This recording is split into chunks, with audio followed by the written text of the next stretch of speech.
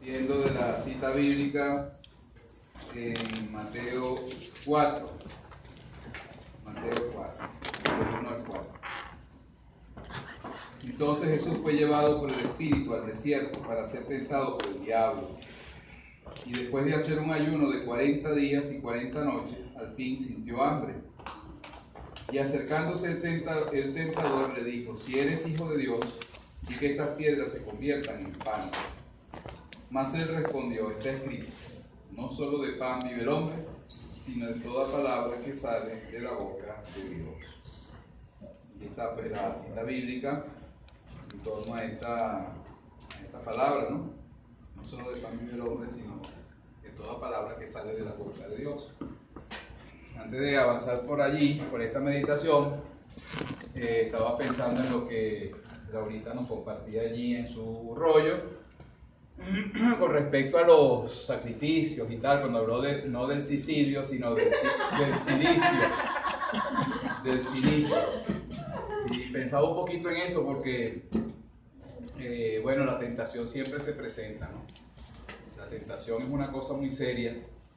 Y aunque ya hoy en día pues no se utiliza el silicio, por la razón de que, bueno, como ya decíamos, el silicio era una práctica verdaderamente dolorosa y que producía daño. Que por cierto, hunde sus raíces en la antigüedad. Fíjense, había un filósofo por allá en el siglo, hace muchos siglos atrás, que se llamaba Platón. Platón utilizaba una fórmula, una frase. Platón decía: soma sema. Esa expresión lo que venía a significar era: el cuerpo es la cárcel del alma, así decía Platón. Por eso no importaba lo que pasaba con el cuerpo, si el cuerpo había de ser mortificado, con tal de que el alma saliera de esa cárcel, de esa prisión. Así era entendida en la filosofía griega. Pero fíjese, ese elemento que surgió en la filosofía griega, después fue creciendo y llegó a la cristiandad. ¿Ves? Y por ejemplo, un gran santo de la iglesia, un santo grandioso como fue San Agustín, tenía mucha influencia de ese soma sema, el cuerpo como cárcel del alma. Y bueno, y prácticamente todo el periodo medieval, que va del siglo V al siglo XV de nuestra era, prácticamente todo el periodo medieval se entendió la espiritualidad así: el cuerpo es pecado, se entendía así: el cuerpo es pecado, el cuerpo me aparta a mí de la conexión con Dios, y entonces lo puro es el alma. Y como lo puro es el alma, de todo lo que yo pudiera hacer por mortificar el cuerpo, eso iba a redundar en beneficio de que mi alma fuese más libre. Bueno, tenía razón en algunas cosas, pero la manera en que se hizo fue verdaderamente, bueno, respondió a esa época, pero era bastante alejado de la realidad. Hoy en día la teología católica dice que no somos una separación, una dualidad entre cuerpo y alma, y que el cuerpo, pues no importa el cuerpo, sino lo importante es salvar el alma. Eso no es así hoy. Hoy en día la teología entendió que cuerpo y alma es una unidad. Es una unidad. Nosotros somos corporales y espirituales, pero somos una unidad. De manera que cuando yo cultivo mi alma, también debo cultivar mi cuerpo. Por eso la teología del cuerpo hoy en día, a partir de Juan Pablo II, sobre todo para acá, la teología del cuerpo coloca esta realidad. Además que San Pablo dice que en esta carne también nosotros contemplaremos al Señor. Es una unidad. Si yo estoy atentando contra mi cuerpo, estoy atentando contra mi alma también. Somos una unidad. Una unidad. No es que el cuerpo por un lado después y el alma por el otro.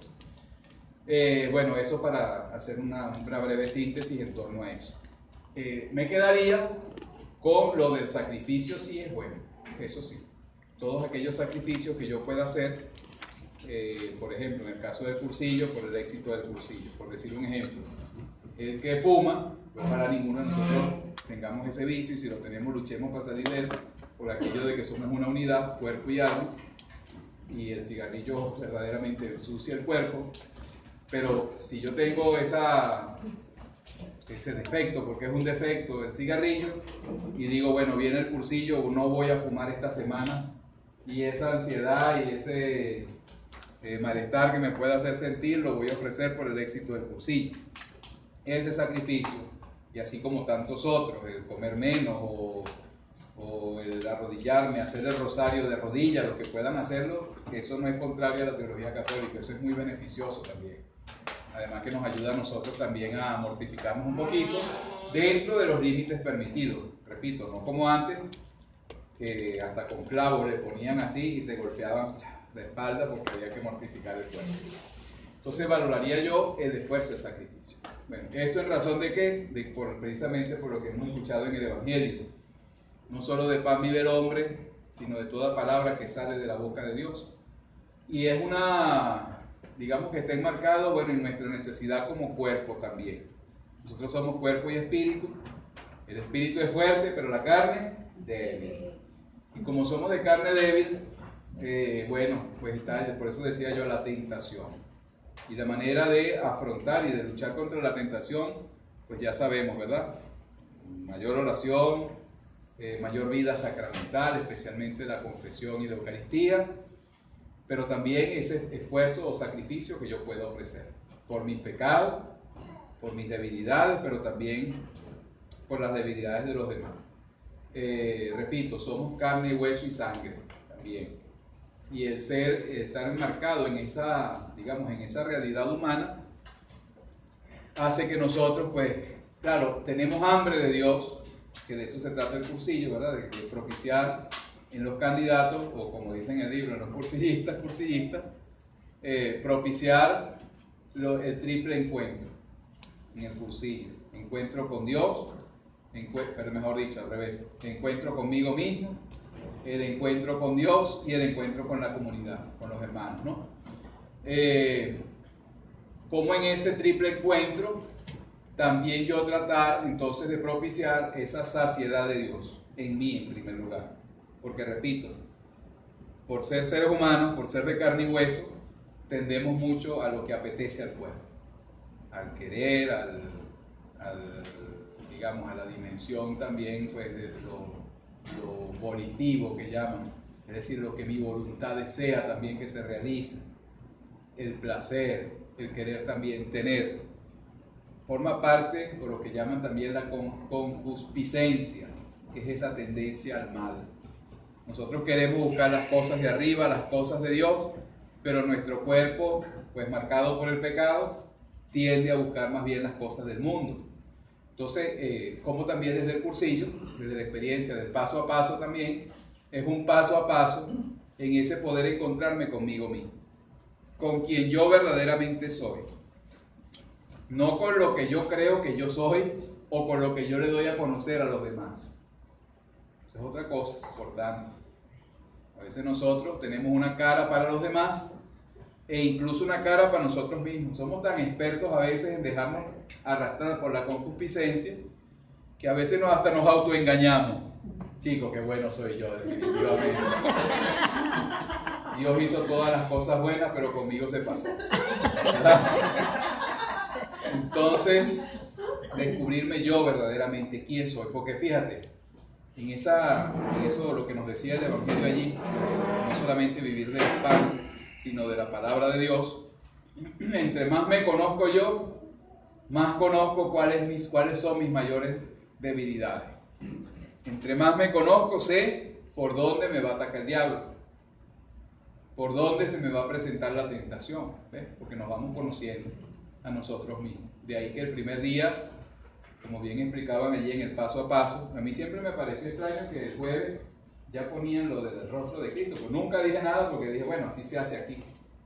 Pero cuando yo hice mi cursillo no pusieron eso, o sea, al menos el jueves no. Bueno, ni el viernes tampoco, lo ponían el sábado ciertamente. Pero es por eso, porque tengo yo primero que encontrarme conmigo mismo, en mi realidad. En mi realidad. Por eso el primer día del cursillo es terrible. Es verdaderamente así.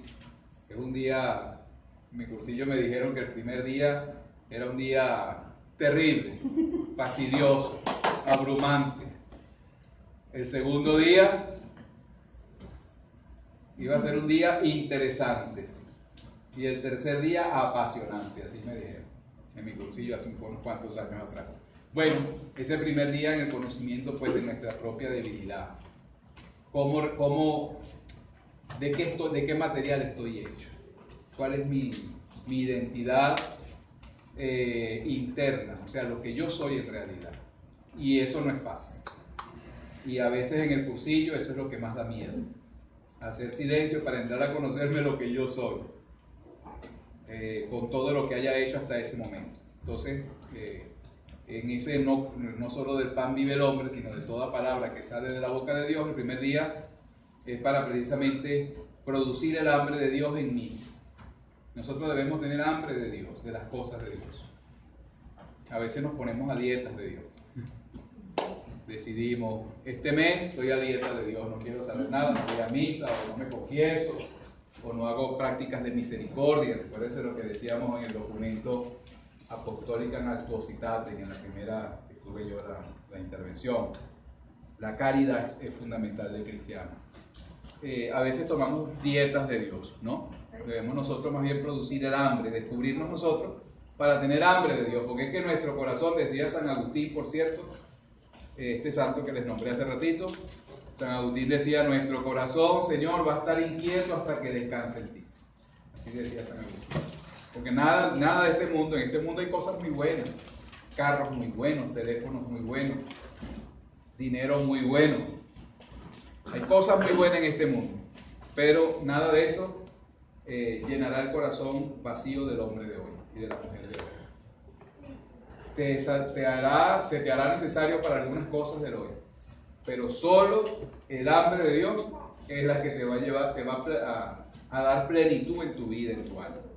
Entonces, el encuentro con uno mismo, el encuentro con Dios, que es el día que se dedica pues también para ir conociendo a ese Dios. Hay un documento muy bueno, pero no tienen por qué conocerlo, porque es un documento que surgió en un concilio que se hizo en Venezuela, que se llama La Proclamación Profética del Evangelio de Jesucristo. En ese documento, los obispos de allá dieron una connotación bien importante que creo que viene al lugar. Ahí decía que no necesariamente porque estemos en la iglesia significa que conocemos a Jesucristo. Así dijeron los obispos en Venezuela. Voy a volver a repetir eso. No necesariamente creamos que porque nuestros fieles están en la iglesia conocen a Jesucristo. No necesariamente. Hay mucha gente en la iglesia que sabe muchas oraciones, que hace novenarios, trisagios, jaculatorias, saben cualquier oración. Hace un tiempo una persona me dijo una oración antigua que decía, ¿dónde vas, paloma blanca, con tu copetico azul? Y por ahí se iba la oración. Yo nunca he visto una paloma con copete azul, pero bueno, esa oración dice así. Oraciones antiguas, muy antiguas. En nuestras iglesias, mucha gente está allí, pero no necesariamente han tenido experiencia de Jesucristo. Y eso es lo que busca el cursillo.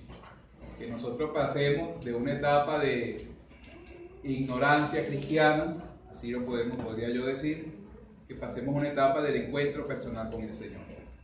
Porque es que esa hambre va a ser saciada solamente en el encuentro con Jesucristo.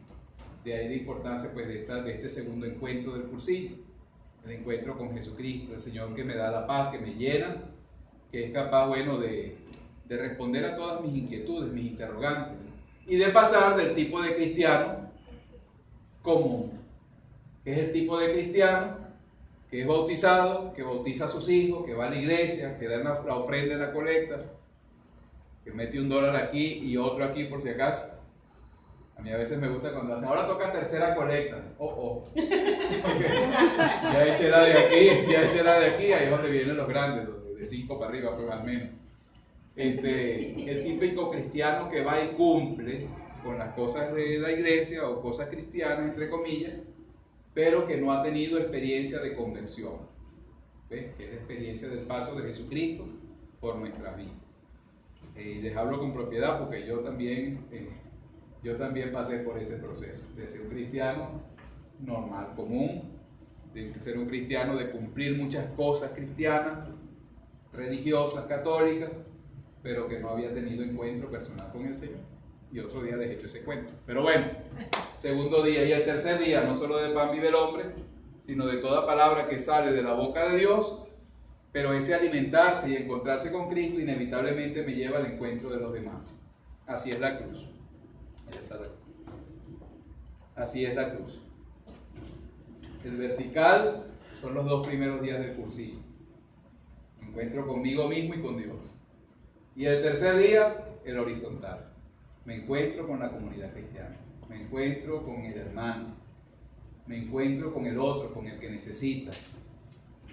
Con el que no necesita quizás algo material, pero necesita también de mi testimonio, de mi experiencia. Que necesita de mi abrazo, de que yo lo escuche. Esa es otra cosa también importante que propicia, mejor dicho, el cursillo. Es que nos lanza la misión.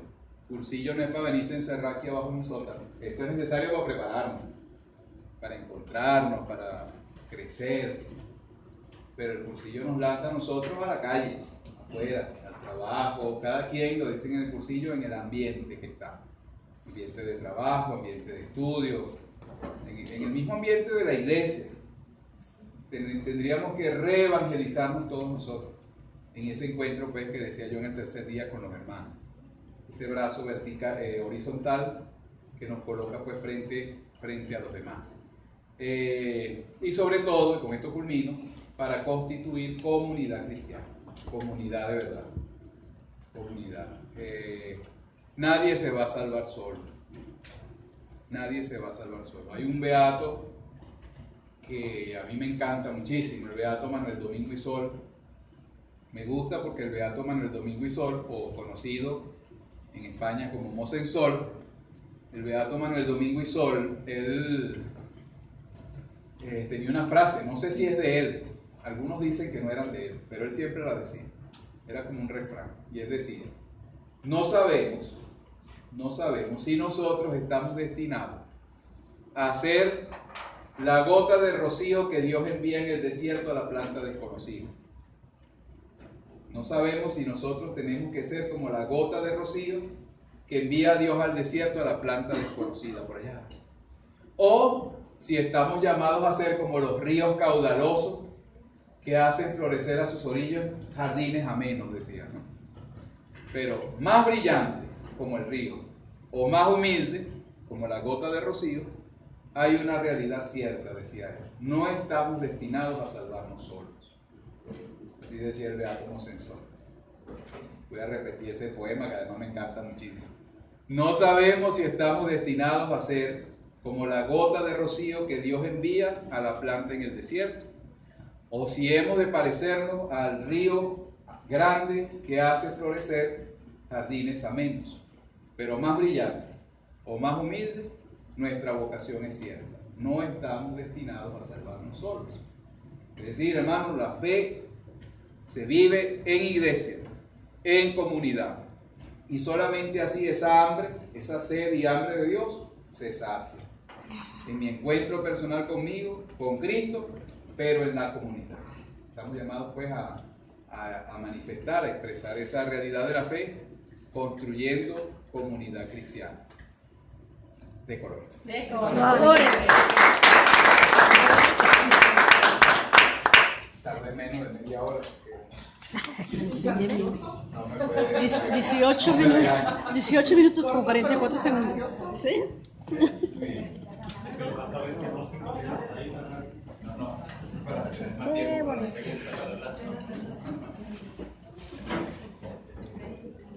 Ya en 2 o 3 minutos, ahorita habla Miguel, so déjenme mover